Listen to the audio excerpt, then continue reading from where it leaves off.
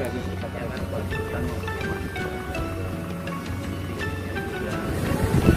itu bapak-bapak semua hasil monitoring kita sesuai informasi yang masuk. Ini ternyata ketinggian 4 meter, lebarnya cuma 80. Karena ada getaran di jalan sehingga terjadilah longsor. Yang mau direlakan kan harus dibuat ini konsultan, namanya aja konsultan pengawas itu memberikan masukan.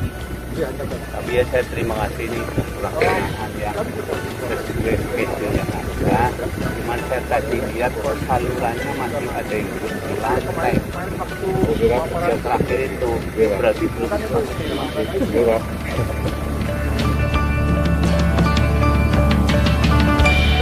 Assalamualaikum warahmatullahi wabarakatuh. Jumpa lagi dengan saya Sofa Mustafa. Di video kali ini saya ingin membahas tentang proyek yang sedang dijalankan oleh pemerintah Kabupaten Purbalingga, yaitu proyek tentang pembangunan Jalan Karangjambu Ponjen. Sebagaimana kita tahu, tanggal 19 Mei kemarin proyek ini ditinjau oleh Wakil Bupati kita, Bapak Haji Sudono STMT. Sekedar informasi bahwa Bapak Haji Sudono STMT ini adalah dulunya sebelum menjadi Wakil Bupati memiliki background sebagai kontraktor dengan bendera yang cukup bonafit di Purbalingga, yaitu PT Wira Remaja.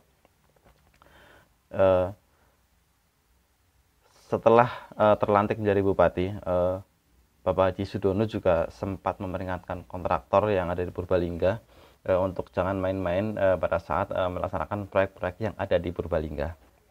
Dan ini pun terbukti dengan tindakan nyata yang beliau lakukan saat setelah menjadi Wakil Bupati. Dan di tanggal 19 Mei kemarin, beliau meninjau secara langsung proyek pembangunan jalan Karangjambu Ponjen yang dibiayai dari bantuan Gubernur Provinsi Jawa Tengah, di mana proyek tersebut bernilai 3.650.648.000 rupiah, di mana kerjaan tersebut meliputi pekerjaan talut, drainase, pengerasan aspal sepanjang 2,2 km. Dan di sini juga menyebutkan bahwa untuk menyelesaikan proyek ini sampai di Ponjen masih butuh anggaran sekitar 8 miliar lagi. Dan tentunya ini masih sangat panjang ya, ruas jalan yang dibutuhkan untuk menyambung dari Karangjambu ke Ponjen.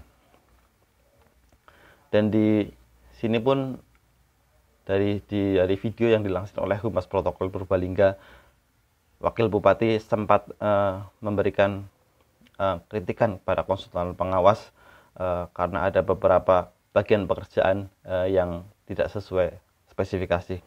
Namun beliau masih mengapresiasi pekerjaan karena bisa berjalan sesuai dengan waktu yang ditentukan. Jika dilansir dari LPSC Purbalingga, penandatanganan kontrak pekerjaan ini adalah dilakukan pada tanggal 6 sampai 8 Januari. Jadi kalau dihitung sampai bulan ini sekitar Januari, Februari, Maret, April, Mei. Biasanya kontrak pekerjaan ini dilakukan sekitar 6 bulan.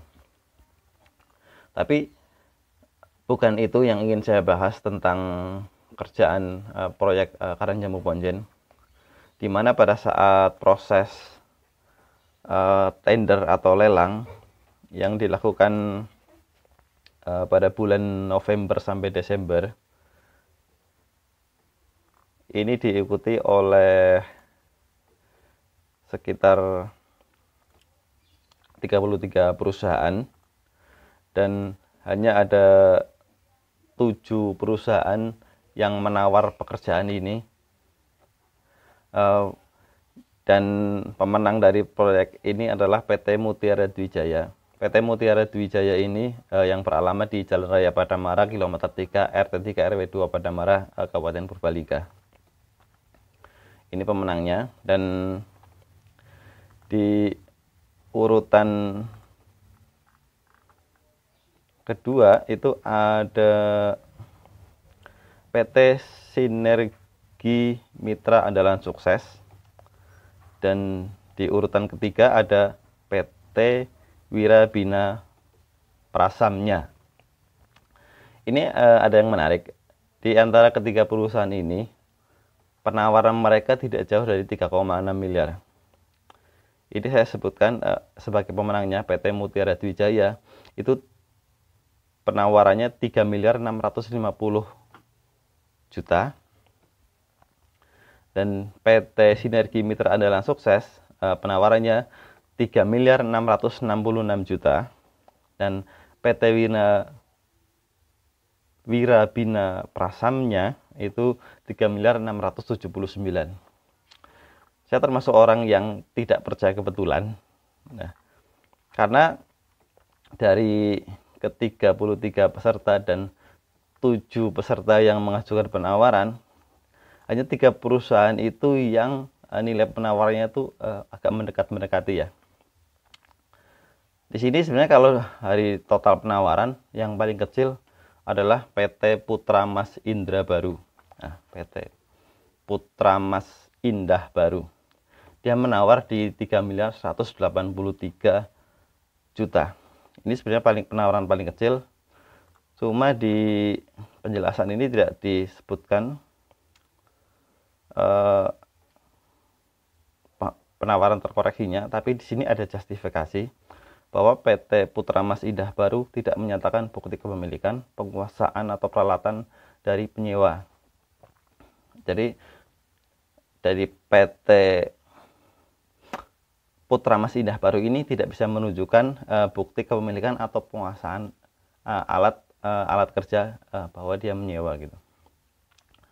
Dan tidak menyampaikan komponen biaya penerapan SMKK yang membuat rincian kegiatan sebagaimana dimaksud pada dokumen pemilihan. Dan bab 3, instruksi kepada IKP peserta.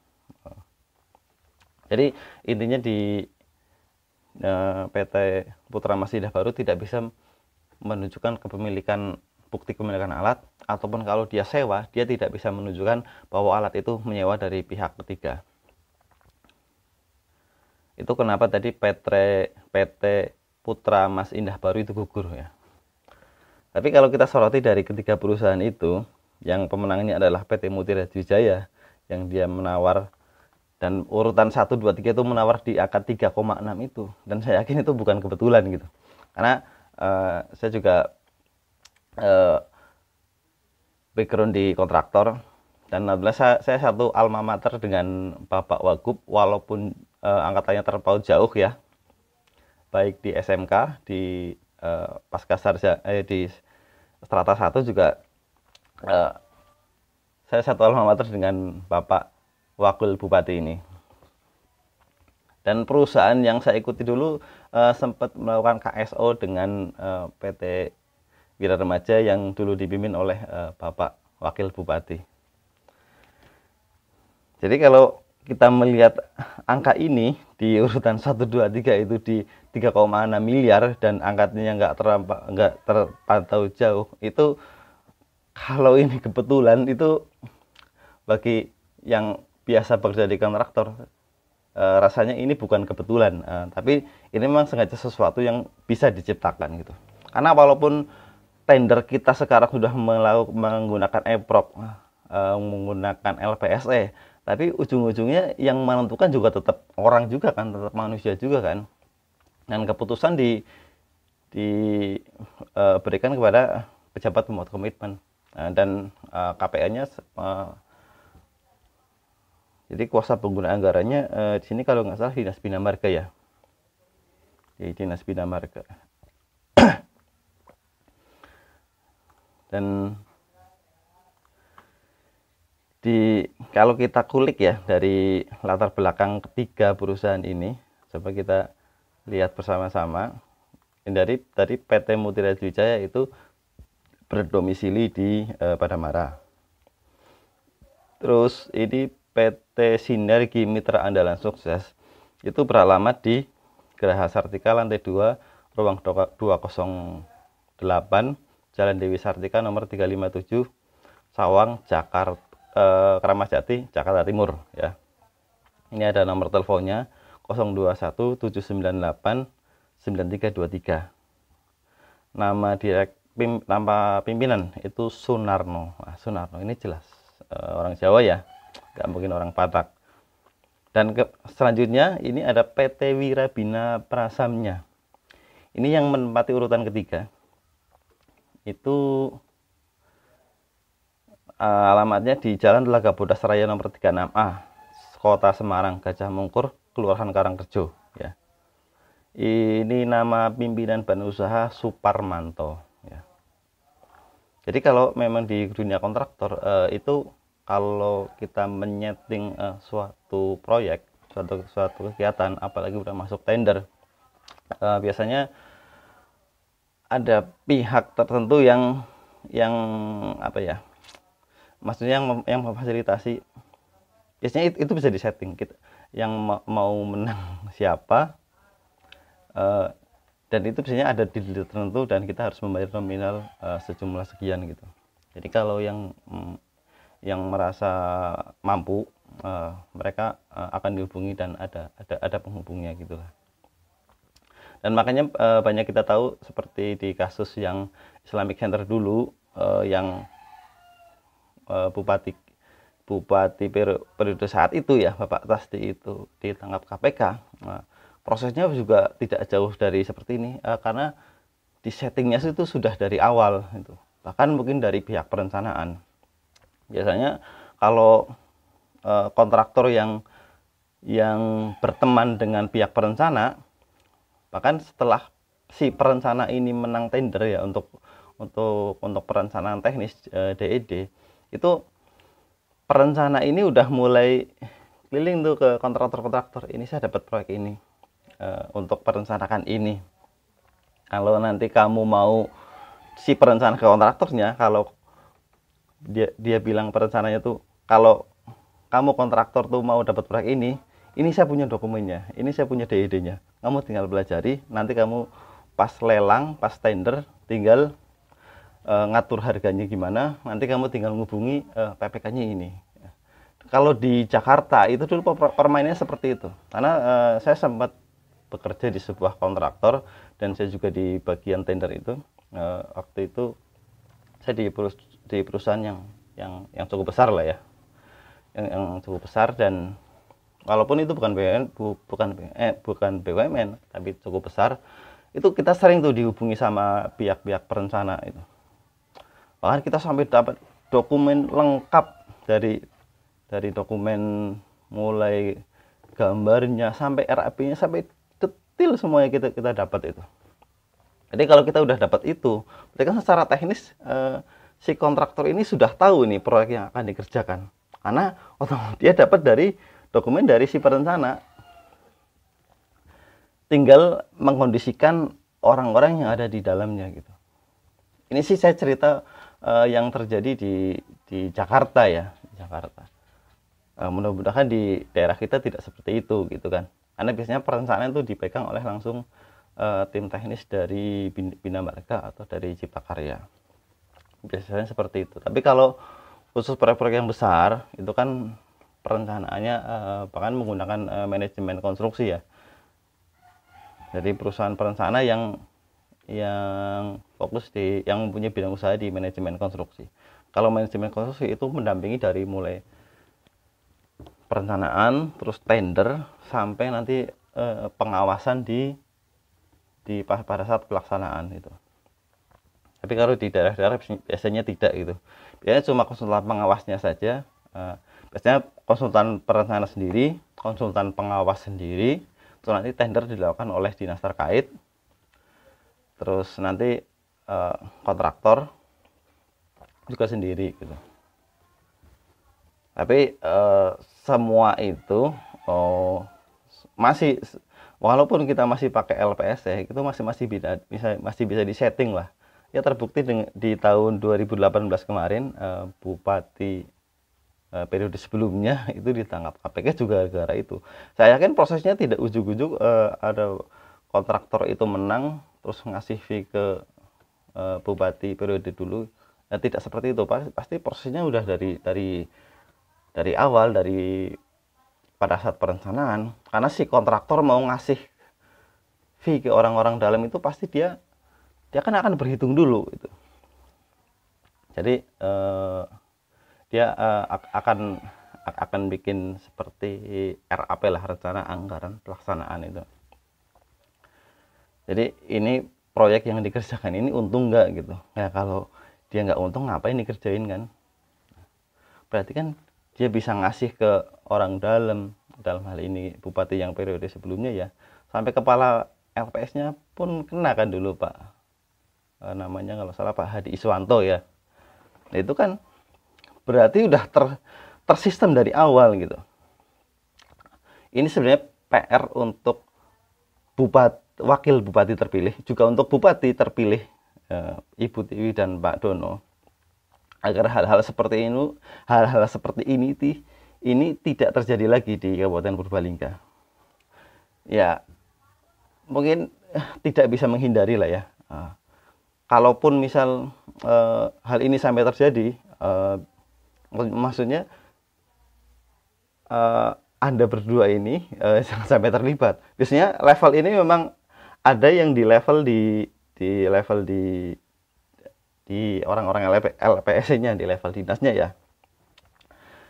Karena saya masuk kontraktor itu dari 2005 sampai kemarin resign di 2019 ya. Jadi memang kadang orang anggap dunia kontraktor ini dunia tipu-tipu, tapi ini memang tetap harus dilaksanakan untuk apa ya, untuk kelangsungan sebuah perusahaan tersebut ya. Makanya kadang ada kontraktor yang idealis, dia nggak mau mengambil tender yang dari pemerintah gitu, dia maunya ngambil tender dari swasta. Itu juga banyak gitu. Tapi kalau di daerah sih kontraktor konsumennya rata-rata ya pemerintah ya, ngandelin APBD, ngandelin APBN, ngandelin Bangkup gitu kan. Bahkan zaman sebelum LPSE dulu itu asosiasi mengatur dengan sedemikian rupa agar semua kontraktor yang masuk asosiasi itu dapat proyek gitu. Jadi semuanya udah terstruktur gitu. Sampai sekarang pun waktu LPSE sudah dijalankan, itu masih bisa dilakukan kok. Banyak buktinya kok. Banyak juga kepala daerah yang terjerat suap dari kontraktor ini. Berarti kan LPSE ini tidak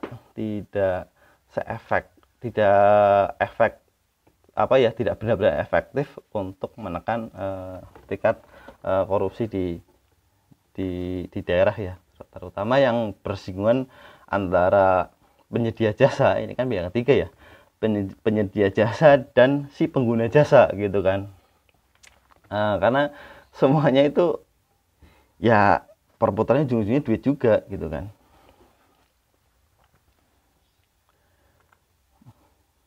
Dan kalau saya pikir mudah-mudahan langkah yang sudah dilakukan oleh Bapak Wakil Bupati, Bapak Sudono, itu sudah langkah yang tepat ya. Dia sebelum pada saat pertama dilantik langsung warning untuk kontraktor jangan main-main. Ya mungkin kalau kontraktor pada saat dia melaksanakan itu gampang lihat, terkontrol ya, semua orang bisa mengawasi, bahkan masyarakat umum pun bisa mengawasi ya. Tapi kalau proses mulai dari perencanaannya sampai tender, sampai ada pemenangnya ini, itu kan proses yang semua orang tidak bisa mengawasi ya. Bahkan kita tidak tahu si perencana ini main-main nggak dengan calon kontraktor yang akan ikut tender ini. Ya walaupun mungkin perencanaan dipegang oleh tim teknis yang dari dinas, ya kan kita nggak tahu itu kan, orang yang tim teknis dari dinas main-main nggak dengan kontraktor yang dianggap potensial untuk mengerjakan proyek ini. Ya kan kita nggak tahu. Nah, pengawasan di level itulah yang harus mestinya menjadi perhatian Bapak Wakil Bupati. Karena saya hakul yakin 100% Bapak Wakil Bupati tahu proses ini.